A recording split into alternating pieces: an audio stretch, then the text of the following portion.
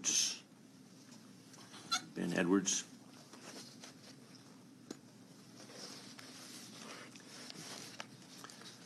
Dr. Edwards, welcome. Get situated there, then introduce yourself and give us your testimony. Thank you. Ben Edwards, trained as a family physician. Did my undergrad at Baylor, UT Houston Medical School, and then Waco for family practice residency training where I was chief resident. I spent the first 7 years in private practice at Garza County Health Clinic in Post, Texas as the only physician in the county.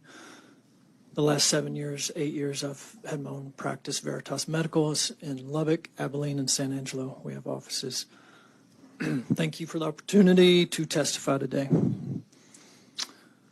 I'd like to begin with a reminder to everyone about the definition of evidence-based medicine that Sackett, Strauss et al. Laid out back in 2000. They stated that the elements of evidence-based practice are the integration of best research evidence with clinical expertise and patient values.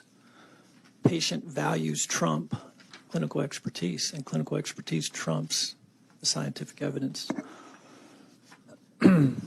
I'm also concerned that the forced and coerced COVID-19 vaccinations would, in my opinion, be a violation of the Nuremberg Code, the UN International Covenant on Civil and Political Rights, Article 7, the UN Universal Declaration of Human Rights, Article 3, and UNESCO's Article 6 of the Universal Declaration of Bioethics and Human Rights. In addition, I have some concerns similar to what Senator Hall already mentioned.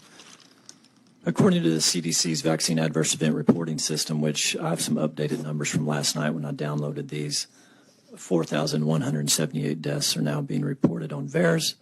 To give some context, over the past 20 years, all vaccinations combined, there were a reported 4,182 deaths over the past 20 years. In the past 4 months, we're now sitting at 4,178 deaths associated with the COVID vaccine reported to VAERS. This includes a 15-year-old boy in Colorado, 2 16-year-old girls in Wisconsin, a 17-year-old girl in Wisconsin, and a 17-year-old boy, all healthy. He was in New Hampshire.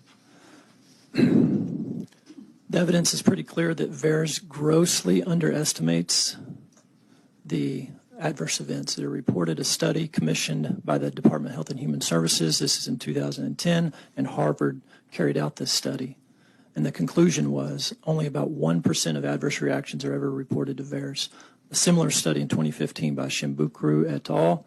Came to a similar conclusion. A 1995 report by CDC also found that certain adverse reactions to vaccines are reported about 1% of the time. Even the vaccine manufacturers themselves have estimated a 50-fold underreporting of adverse reactions. So I have grave concern about the underreporting of these adverse reactions to VAERS, and even at that, we're over 4,000 now in deaths. To give you some context, as Senator Hall already mentioned, the 1976 swine flu epidemic, after recording 500 cases of paralysis and 53 deaths, the vaccine was pulled off the market.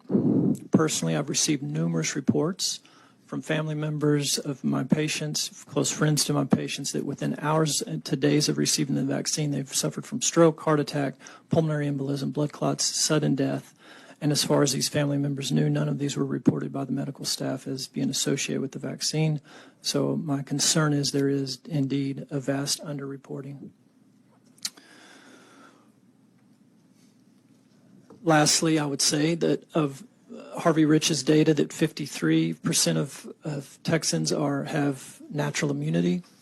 Studies have shown a 2 to 3-fold increased risk of adverse reaction to this vaccine if you've already had COVID. Natural immunity infers a more robust immunity than vaccine immunity could, but vaccinating someone who's already robustly immune increases their risk of adverse reaction 2 to 3-fold. 2 different studies that show that. And probably the last thing I would have to say is I'm very much a proponent of preserving the individual doctor-patient relationship. It's a sacred relationship, and I believe nothing should come between that. And ultimately, it's up to the patient to decide how they want to treat their body. And on a personal note, I believe that God gave us an amazing, robust immune system, and I don't think you can improve on God. Not everyone obviously has to agree with that, but for those that do and choose to rely on that natural immunity, I think we need to uphold that right to do so without any adverse outcomes on their livelihood. Thank you for the opportunity to speak. Happy to answer questions. Dr. Bartlett, thank you. Any questions of the witness? Senator Hall? Do have a couple of questions for you. One is, do people with natural immunity to COVID need a vaccine? And is there any increased risk of the natural immune system individuals having an adverse reaction to the vaccine? Natural immunity is more robust than vaccine immunity. There's a study from the original SARS back in 2002.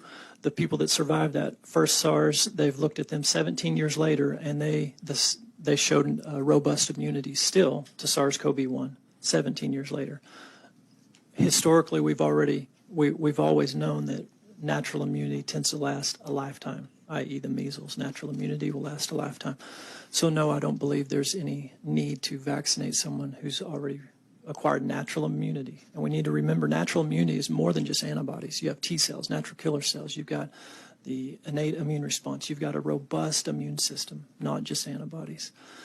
And to the second part, reiterating that if you've already had COVID naturally, and some of these will be asymptomatic people, and some people won't have a positive antibody test because their T cells were strong enough they didn't need to mount an antibody response. So you can't catch all these guys with an antibody screen.